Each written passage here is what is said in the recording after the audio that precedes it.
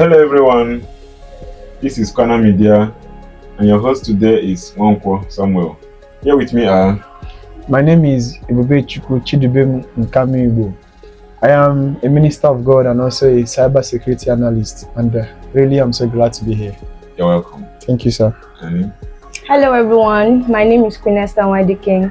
I'm an actor, I'm a poet, I'm a writer, and most importantly, I am the founder of Mercified Brand. Thank you so much for having me.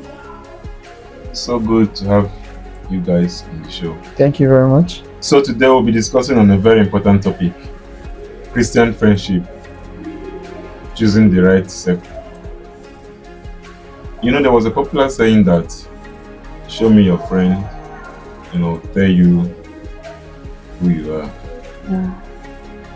And the Bible said that in Proverbs 13:20 that he who walks with the wise will be wise, and the companion of fools shall be destroyed. So you, Queen Esther, what does friendship really mean? Thank you so much for that question. Friendship is broad if we are going to look at the word friendship. But for me, I see friendship as a relationship of mutual connection, mutual trust, and then influence. Because friendship goes beyond just meeting somebody and having a conversation with the person. It means you are giving somebody access to your life, and because of that access the person has to your life, the person can influence you. So that's why scripture says he that walks with the wise is wise, because when you start working with wise people, it rubs off on you. So friendship is it's not having a conversation with people, meeting people and talking with them. It's giving people access to you. And the number of access you give to them determines how they influence your life. So friendship is a mutual connection. I see it as a relationship of mutual connection, of mutual trust, of mutual care and influence. All right. Thank you very much. Can we hear from you? Okay. Yeah. I would just like to add, like she said, is a mutual whereby things are aligned. So friendship is I see it as a choice. As a choice, because you choose to allow this person, like you said, access, which is very important, is access into your life. Because a lot of people misplace people you meet first. At the end of the day, say this person is your friend, whereas this person doesn't really have access into your life. So somebody you've given access to your life is friendship. Based on what you see that aligns to the both of you, it must be mutual. If it is not mutual, you guys are not friends. It has to be mutual. That's the place of the choice. Because you cannot make me your friend and I'm not reciprocating it. So it has to be mutual. You should want to be my friend and I should want to be your friend. That's why the Bible says he that wants a friend must be friendly first, because it goes two ways. It has to. You need to want to be my friend. I need to want to be your friend. So as you are giving me access, I'm giving you access. Is mutual. If the connection is not mutual, if the trust is not mutual, if the care is not mutual, if the influence is not mutual, then something is lagging behind. Something is not balanced. One person will feel like I'm the prey and the other person will feel like I'm the host, and then we'll start having issues. So it has to be mutual. Two people would want to agree that, okay, we are making this choice that we want to be friends, and we agree to this friendship. It's actually a ship. So two of us will have to be in it together for it to work. But let me just add these things. Some people become friends without actually knowing that they're already in their friendship. Right. It happens most of the time. They just along the way they'll be like, we've been friends for a long time now. How did you don't get it? You don't even know when you gave the person access. Just because there was mutual understanding. Even if it's not mutual. At the end of the day, what you see in this person's life is what you really want to become or to be. No wonder the company of fools are. Because it has to be. Because sometimes you just discover that, I've been friends with this person for 5 days. There was a time I was asking my girlfriend, and I said to one of my girlfriends, I said, sorry, I want to ask you, how did we become friends? But I can't remember. I didn't know how that happened. And then we discovered that it started from both of us walking back home after lectures. Now, this is it. While we were walking back home after lectures, there were things she was telling me. There were things I was telling her. So we were having that mutual connection. Walking back She was, to your yes, she hostel. was giving me that Together. access. She was giving me information. She could tell me things like, oh, maybe my daddy called today. I didn't like the way he speak to me. And she's beginning to be free with me. So the access is there. And I started feeling comfortable with her presence. So I started telling her stuff too. And that's how the friendship grew. And now it's over 5 years of friendship. And it's amazing. So it has to go together. So even if you don't know where it started, but so long as you look at that friendship, you will discover that something is actually keeping the two of us. It's not one-sided. Yeah, that's good. Is Christian friendship actually someone who goes to church with you? No, for me, it's not really about somebody who goes to church with you. But it's about someone who knows the God you are serving. You know, whenever you hear something like Christian and friendship, you know, people actually, most times they do, I don't know whether I'll say they confuse it to be going to church, or is there anything that relates to going to church and Christian friendship? And last there must be going to church. That one is inevitable. Last there must be going to church. But that's not entirely what Christian friendship really means. Christian friendship is about somebody that helps you get closer to God. Wow. Yes. Because like the Bible said, we see in part and we know in part. So there are things you might know. You get the point now. So that's all about Christian friendship. It's not about going to church, but going to church is important. But it's about somebody you can be with, and the sole purpose is about not really the sole purpose, but there must be getting to know God better whether be it in your workplace. You people will talk about work, but at the end of the day, Christ is the center of everything you people are doing. I think I agree with that, because Christians cannot only be found, we can't see Christians only in church. Exactly. You have Christians in the banking sector, we have Christians in the agricultural sector, we have Christians in virtually all sectors. So it doesn't have to be someone that goes to your church. However, it should be someone that you guys have similar convictions, similar belief system. Beautiful. Because some people are in church, but they don't really believe the standard of God. They are just there because I have to go to church. That's deep. So that's where we Christians are beginning to have issues. And that's why Bible says that we should be wise. There are wolves in sheep clothing. Right? So there are people who are in church, because they go to church with you doesn't mean they are Christians. And for the fact you're a Christian doesn't mean that you get your friends in church. You can meet a Christian at your place of work. You can meet a Christian when you go for an event. When you guys start having conversations, you find out that this person stands for what I stand for. Exactly. And then the connection just flows like that. So having Christian friendship, it's not a church thing.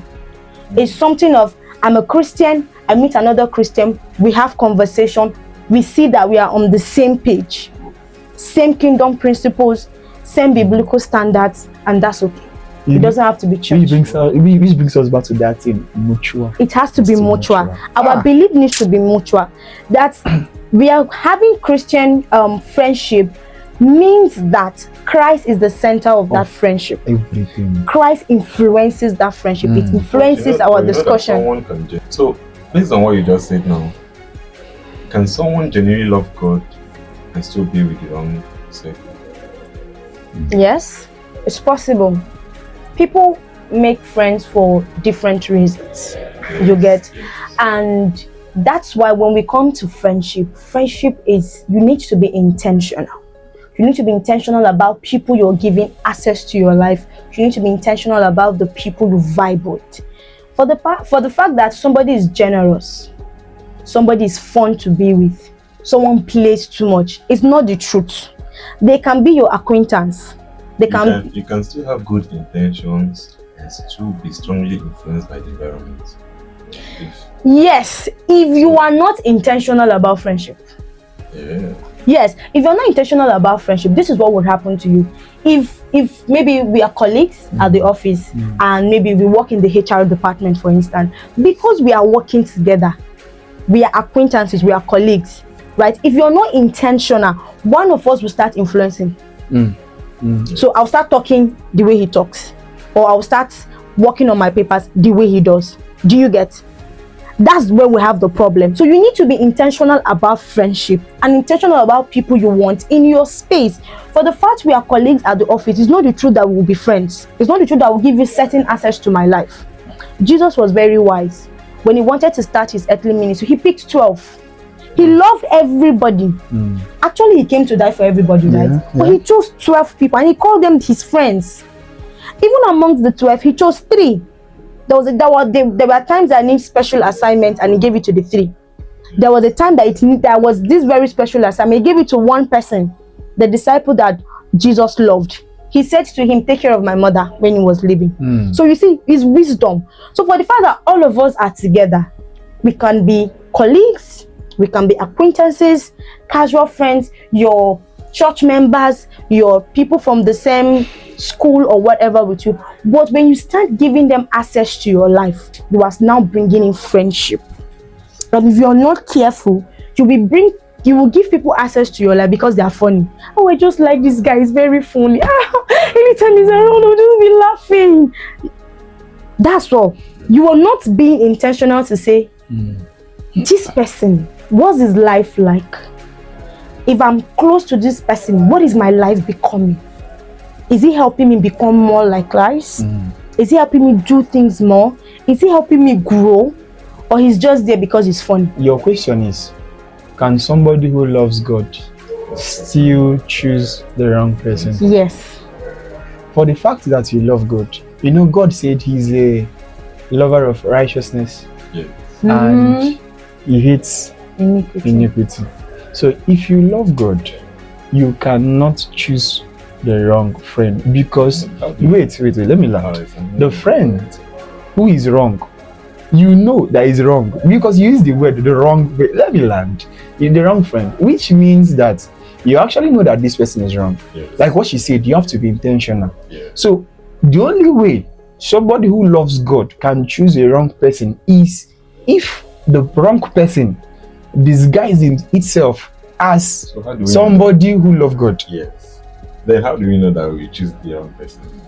Because at the long run, you find out that the true nature of everybody we show. Bible said, by their fruits we shall know them. The person can first of all fake his or her way into your life, by trying to show you that he is the right person or she is the right person, or that there is a mutual. But if you pay attention at the long run, or if you truly love God, I believe that God will show. Or I think that's where wisdom comes into, like she said. Yeah. So wisdom will tell you that this person is not really, because do you remember Psalms chapter 1? Bible made it very clear. Blessed. So you when you see a wrong person, you will know unless that person fakes it. Even if that person fakes it, that person cannot fake it for a very long time. On the long run, if you actually pray, God will begin to tell you this person is not truly. So if you bend on keeping that friend, it means that you intentionally allowed that person to linger. And the thing about this is the fact that Christians get God involved in everything they do. But when it comes to the issue of friendship, or even they just feel, or relationship, they just feel, I got this. I can handle it. It's no big deal. You see, you find like it's hard. There was a time I had this teenager that I was mentoring at the time, and I told her, then she was going into the university. I told her, before you get to school, start praying for friends. She didn't understand it. I said, I prayed for friends. When I was getting into it, I said, God, give me friends that will not take me out of alignment. Give me friends, position them for me. It's a positioning. So if you trust God so much to pray about finance, you pray about money, you pray about a lot of things, pray about friendship. Tell God, because you need discernment to actually choose the right kind of people for you. People can be in church but with ulterior motives. I'm telling People you. can be in church for different reasons. Some are in church for just business connections and networking. And you see such persons and then you make them your friends. And before you know it, they start watering down your convictions. And you're wondering, I thought we met in church. So what's going on? So you need the spirit of discernment as a Christian. Someone may appear good as the angel of light, but you don't know what's in the heart of that person. So you need to pray about friendships. So are you trying to tell me that there's a particular place that you meet a good or a Christian friend? You can meet a Christian friend anywhere. In any sector. You've been directing to church. Person coming to church with a... Okay, but see this. That's because that's like the number one place you can even meet a Christian. So you can still meet a Christian friend, maybe at in the club. There's a contrast to that. Yes. You see, the devil is very subtle. Yeah. Sometimes some things are not wrong when you look at it. But what that thing will produce in your life is where we have a problem. Remember I said friendship is about influence. So let's say that 3 of us we work in an establishment and then after work he says, guy, now Friday now, why you dey go house? We'll just hang out. We'll just drink 1 or 2. Then I will say, sorry, I don't drink alcohol. No problem. You can just take your apple juice. You know, be more say you go follow us drink. I will not follow you. I will drink apple juice. 1 month, 2 months, 3 months, 4 months, 5 months. I'm still drinking apple juice. Before you know it will become apple juice with a shot of vodka. Before you know it, it becomes a vodka with a shot of apple juice. My sister, you don't get experience. So you Talking out of experience. no, it happens because you don't get experience. no, it's not about experience because we work in an open space and there are people of different mindsets. So that's how you start. So first of all, when you start hanging out with them, to be like, I did not see I did not drink I did not do anything. That's how it starts. Today is Friday, come club. You say no, I don't like. No, you don't need to carry any girl. Just come and enjoy the vibe. This week was stressful. Just come and relax. You will go. You will not carry baby. You will not do anything. 2 weeks, 3 weeks, 1 week, 1 month. Before you know it, you'll be destroyed. And you know what happens? Gradually, when you begin to participate in things like this, your convictions begin to go down. It begins to. Things that you are not comfortable with, you start becoming comfortable. Things you could not condone before, you start condoning. Because there's an them. energy that comes out of those things. And you start making excuses. You know, they say, after all, it's not that bad like that. That's why I said earlier that at first, it is wrong. You know it is wrong. Just that you intentionally wants to just go that path. So the thing is that when I think of friendship, I see friendship as influence. I see friendship as access. So just know that whoever you are giving your time to, you are giving access to that person. When we talk about friendship, I think access and I think influence. So if I'm following you to the club, what's the influence? Is it making me be like Christ? That's why we say Christian friendship, God himself is the #1 influencer. So both of us cannot be having Christian friendship and we are thinking of club because we know club, God is not there. Because you know there's nothing wrong with hanging out too. There's nothing, we can hang out at different places. It is what happens in that hanging out that is the problem. That's the problem. And I'm not trying to say that, let me know, because I'm not trying to say that alcohol is bad though. But you, as a Christian, knows that you can't deal with alcohol. And you hang out and your friend is drinking alcohol, not just a shot, 2 or 3 bottles, you should know that there is a problem already. I have seen people that... And you call that person your friend. At the end of the day, you know that one day you will start taking 2 or 3 bottles of alcohol. You will not even know when you start to. I've seen people that say, that's the funny part. I don't do rituals. I'm not diabolic. I'm not diabolic, but you are sponsoring it. Indirectly, you are doing it. Your friend will say, I don't know how my body is doing. There's one Baba in Ijesha. They say I should say, yeah. So if you meet the Baba now, you'll be okay. I don't have much. Just take 20,000 for transport. What are you doing? Do you guys? And how did we get to this point? We got to this point because you started hanging out with that friend. She's beginning to give you maybe water bracelets, sanctified earring, purified slippers. There's nothing there. Red flags from the There's beginning. nothing there. Before you start becoming comfortable, sin becomes comfortable for you. Things that do not hold water in the kingdom, you will start becoming comfortable, and you will not know when you will compromise Yeah. because it's not part of your life. Next So question, you need please. discernment. So, thank you very much. I think we've done justice. Yeah. Should a Christian have a non-Christian friend? Okay, alright. That question is really dicey. Very But dicey. according to what we have been saying before, Yes. You know, there must be, like you said, it will be mutual yes. and access and also influence. So, my answer is no. A Christian should not by any means have a non-Christian in your life, because there are things God can do in a man. And no matter what, because if somebody has access to your life, that person can kill you. Look at Judas. They could not find anybody to access to Jesus. They could only find Judas. I'm not saying he was a non-Christian, no. I'm just giving an example. If somebody who is a Christian can be there, imagine. Let me come in from here. Okay. We said that we should not, that a non-Christian will take your life. Possibly. Judas was a Christian. I'm just like what I'm saying. Imagine what a Christian, imagine what a non-Christian can now do. So where a But Christian can Judas, kill you. And now trying to tell me that being a non-Christian, that you cannot convert a non-Christian to be a, since that same thing that you said that a non-Christian will do that, a Christian also do that in the Bible. he must not be my friend for me to convert you. He must not be my friend for me to convert you. We can just be classmates, and by my character, you get converted. We must not be friends for me to convert you. You just said now that it's a no for you. It's a no for me. Yes. So how will you now convert someone that's a non-friend? That's what I said. You must not be my friend for me to convert you.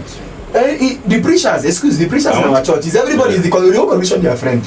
No, but you're not getting my point. What was your point? You say a person must not be your friend before you convert. Exactly. Before you converted. Yes. Yes. Now, how do you now convert a non-Christian friend? Since he must not be your friend.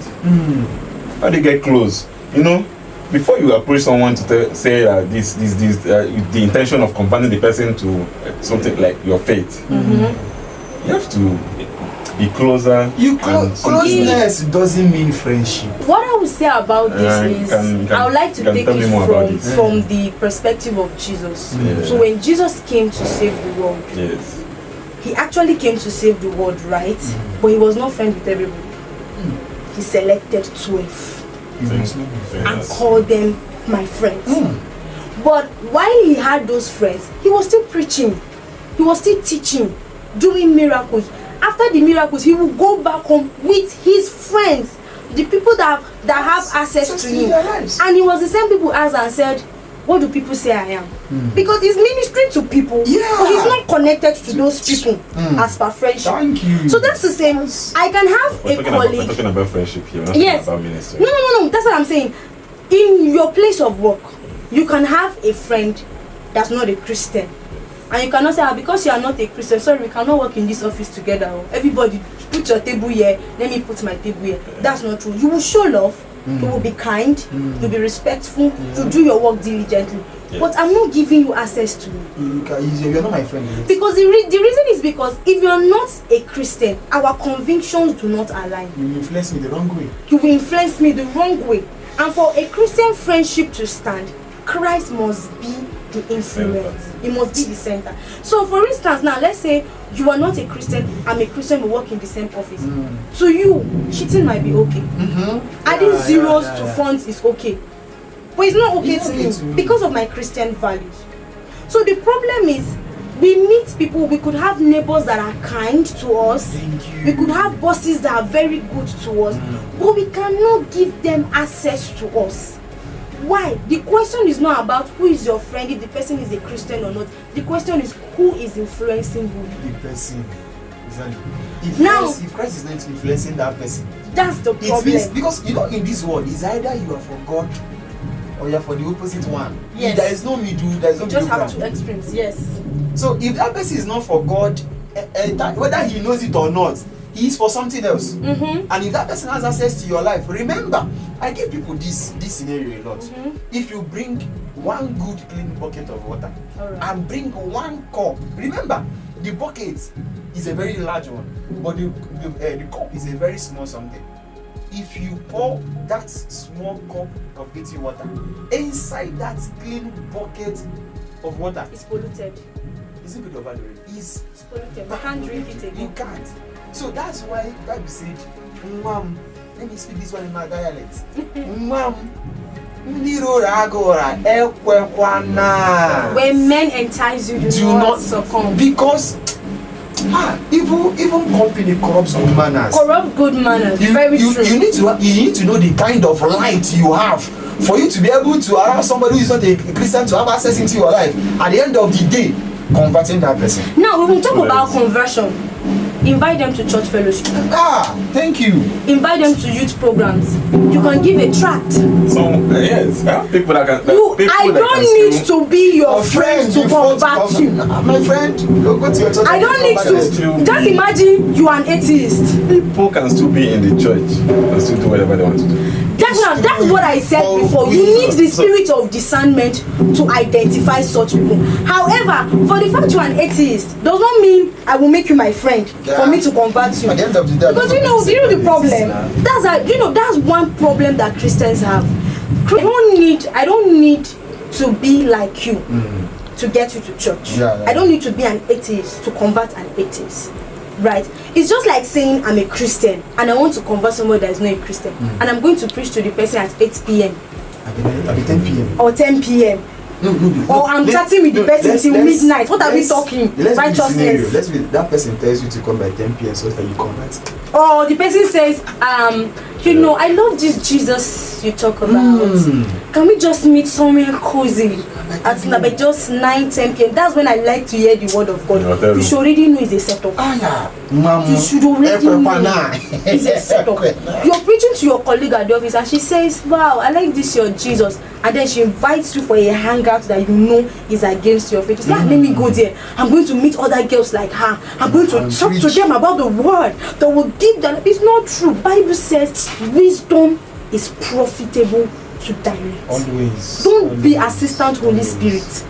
You can drop the word for them once in a while. Good morning. Give them a tract. Oh, we have this church program. Give them a flyer. On their WhatsApp, give them a morning prayer or scriptures or something. It doesn't mean you have to totally change just to accommodate them. You know this Bible said, guard your heart with all diligence. Because out of it flows the issues. It's a lot. It's a lot. Very wonderful one. Okay. So what's the difference between a friend and a familiar person?